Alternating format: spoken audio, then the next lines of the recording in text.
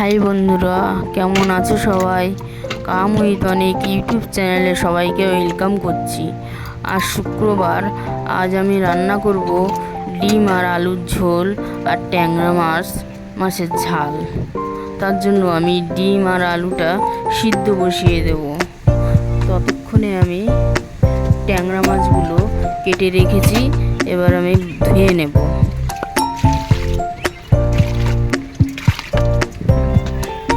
ট্যাংরা মাছগুলোতে নুন দিয়ে ধুয়ে নেব যাতে নালটা কেটে যায়।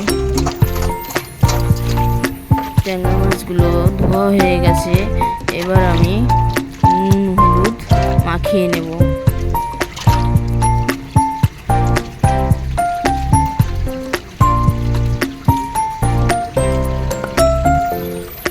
কড়াই বসিয়ে কড়াইতে তেল গরম হলে আমি ট্যাংরা মাছগুলো ভেজে নেব।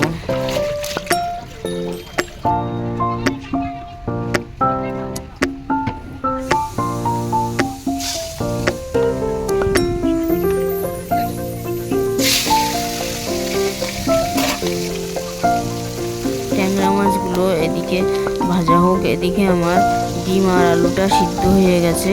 আমি ডিমগুলো ছাড়িয়ে নেব।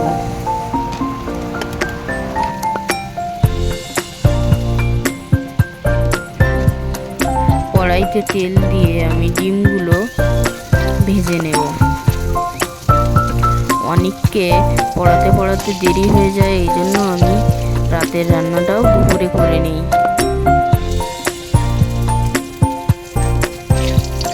ডিমগুলোতে নুন হলুদ মাখিয়ে রেখেছিলাম।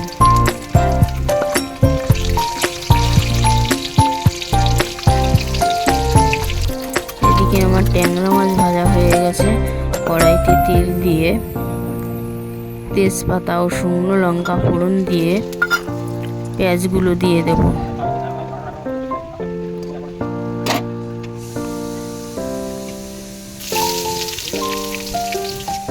পেঁয়াজগুলো প্রায় ভাজা ভাজা হয়ে এসেছে, এবার আমি টমেটোটা দিয়ে দেব।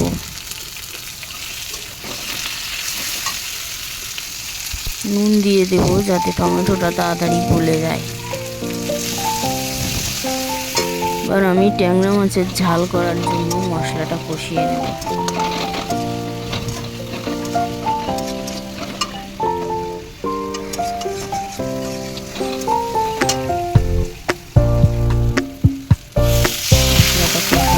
হয়ে গেছে, এবার আমি জল দিয়ে দেব।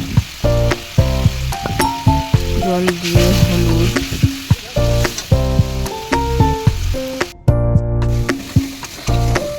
দিয়ে দেবো, কাঁচা লঙ্কাও দিয়ে দেবো।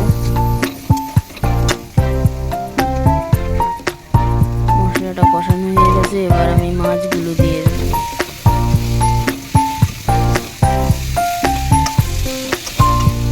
মাছগুলো দিয়ে ঢেকে ফুটতে দেবো। জল দিয়ে দেবো। এদিকে আমি কড়াইতে জিরে, শুকনো লঙ্কা ও তেজপাতা ফোড়ন দিয়ে পেঁয়াজগুলো দিয়ে দেবো। ডিমের ঝোলের জন্য মশলা করব।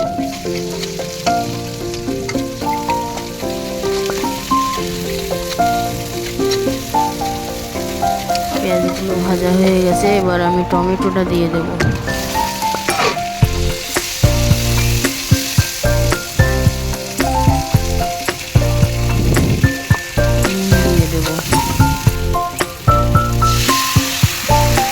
জল দিয়ে মশলাটা ভালোভাবে কষিয়ে নেব।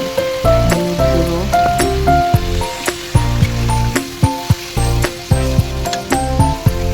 কাঁচা লঙ্কা দিয়ে দেব,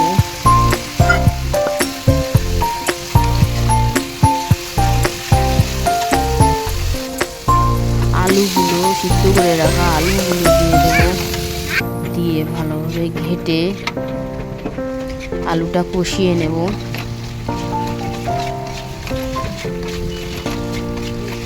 এবার ডিমগুলো দিয়ে দেব।